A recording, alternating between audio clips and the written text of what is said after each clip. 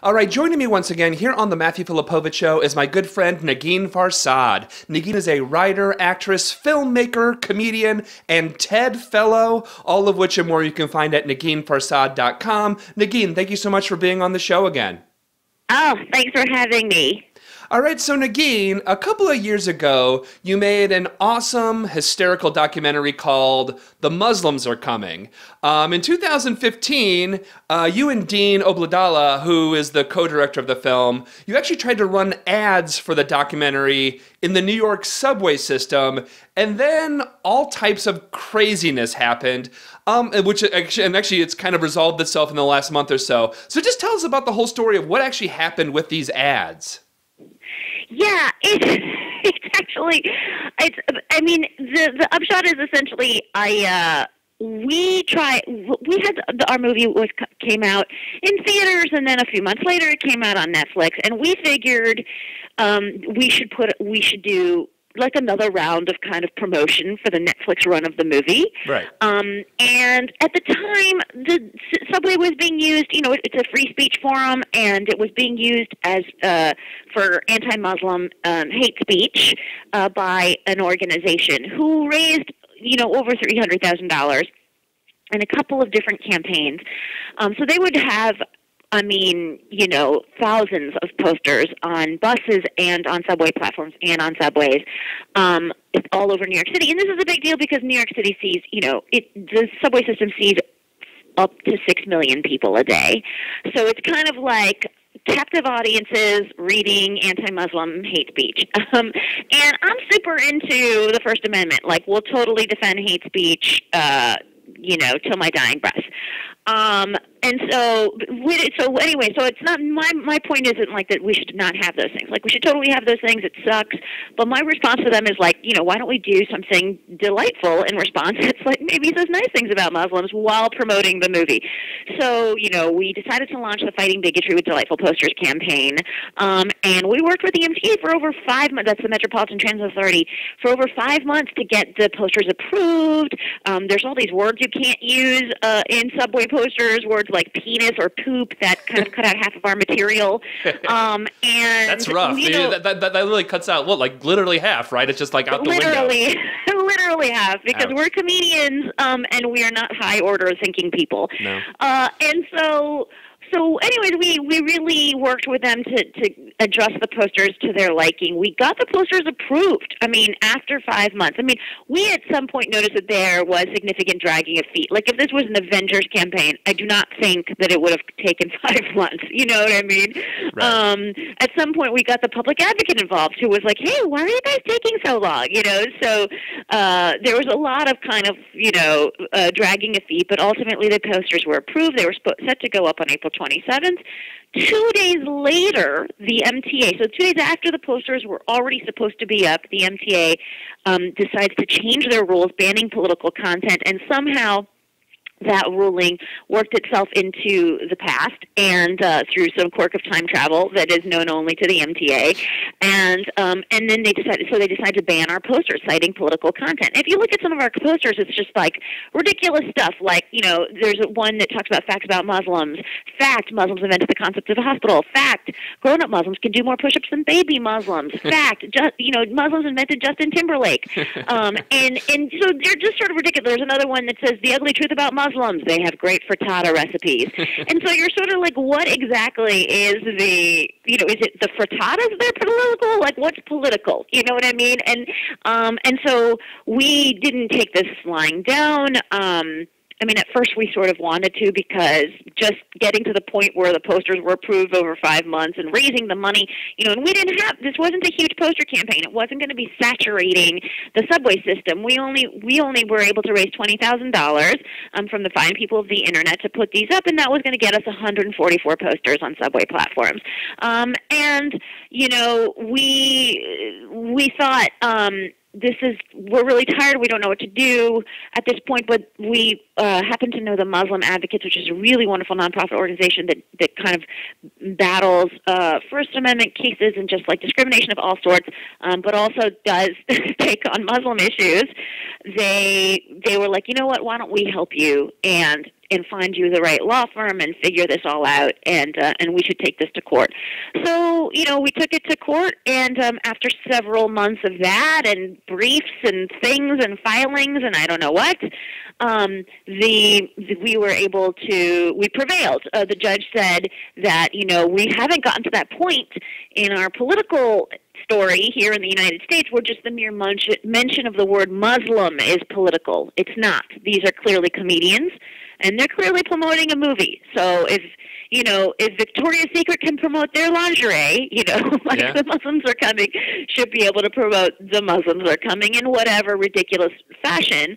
And I think this, and what's frustrating to me as someone who's a resident of New York City and a taxpayer in New York City, is that my tax dollars went for the MTA to fight this battle against me, and I won, and it just was such a waste of money. Like, for something that's clearly, now that the posters are up, no one cares.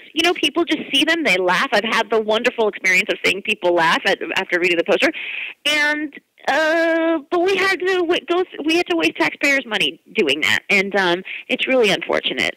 Yeah, I mean, so it's nice that a judge ruled that your mere existence isn't a political issue. I mean, like that's got to feel good. That the fact that you exist is not political. Yeah.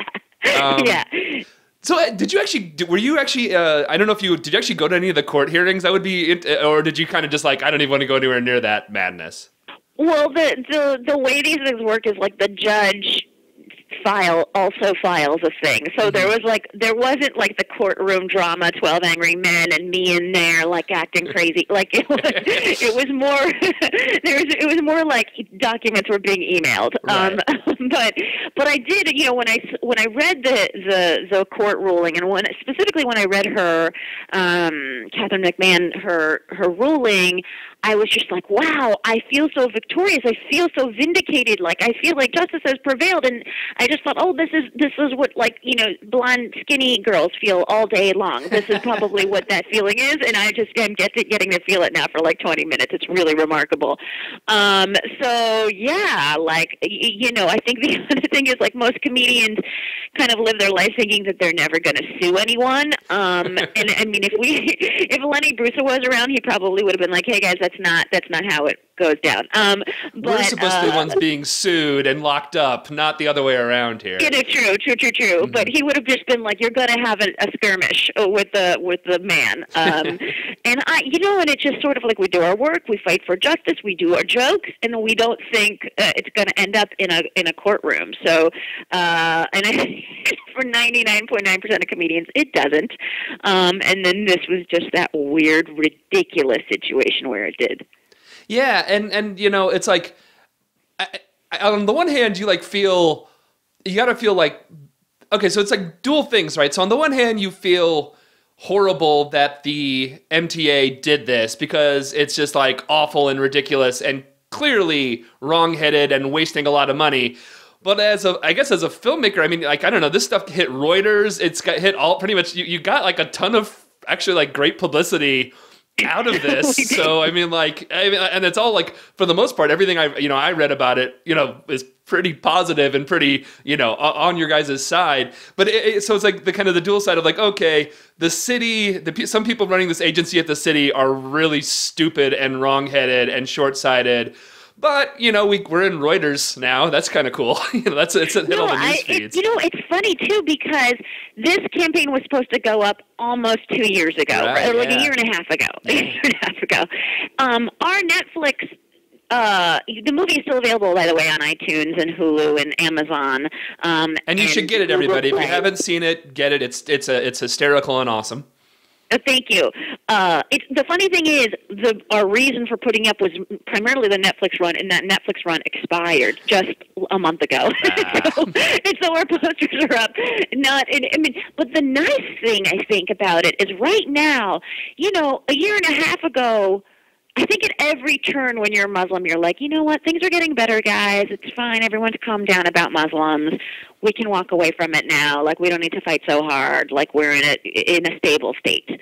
And then Donald Trump happens, and then he says a crazy thing, and then there's and then there's hate crimes, and then and then so every time you think things are getting better, they actually then get worse. Yeah. And so even when we made this movie, Islamophobia, I thought was just at its peak. It was like the birther movement. It was the Ground Zero Mosque. It was it was the creeping Sharia. There was mosque controversies like rolling throughout the country, and I thought, okay, this is between 2012 when we were in the heat of making the movie is the height of how bad it's going to get for Muslims. And then the movie comes out 2014, and then here we are 2016, and I'm like, oh, it could get worse because now we have a bigoted mainstream Republican candidate who is really slated to win the Republican nomination, and that is he's running on a platform of I hate Muslims. That is one of his policy platforms. And Mexicans and women. But yeah, that's definitely in the top. It's in the top 3. It's in the platform here. So I've elevated it to that as a policy of his. Yeah, totally. But I mean, it's crazy. That right now we have someone in the mainstream that's gotten an unbelievable amount of press attention, an unbelievable amount of public support, and one of his prominent positions is that he hates a bunch of groups of people. Yeah. So I think right now the posters can even do more good because we just didn't see Trump coming. Yeah, first you thought like you couldn't be surprised by what white people could do anymore, but yet here we come. Hey, there's a good 40% of the country that's really, really racist. Surprise, And it's interesting. I feel like I go around the country. I do shows. I just did a show in South Carolina and in Columbia, and it was like. And I was covered. I'm not bragging here, but I was covered in every I was the cover of their weekly arts magazine. I was on their NPR. I was on 2 TV channels. I mean, it was like ridiculous coverage for a town that's that's Columbia, South Carolina, which is like a huge town and. I couldn't believe just the mere presence of a Muslim American in that city was getting so much attention, but it did. And, the show did really well. It was wonderful. And what's remarkable to me is that everywhere I go, I meet people that are like, hey, I think diversity is great. Like, I think what you're doing is great. Like, and I go to, and I'm the kind of person that I will travel to, red states. Yeah. And so wherever I go, I don't seem to be meeting. I think the issue is once you meet someone, it's really hard to hate them, and it's really hard to hate them, especially to their face. And then if they're making you laugh, then it's really hard to keep your grumble on. You know what I mean? And so I think it makes sense that I don't meet a lot of people that hate me. But the rhetoric is out there, and I think there's.